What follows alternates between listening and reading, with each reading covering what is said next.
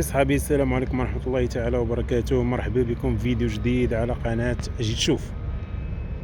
كما كتشاهدوا في هذا الفيديو هذا باش نصور لكم جديد اشغال الجنبات ديال مركب الامير مولاي عبد الله بالرباط.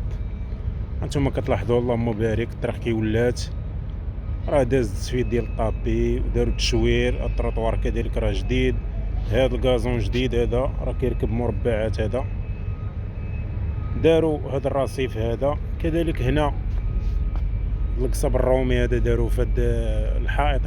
هنا مور هذا الحيط هذا كاين السكه الحديديه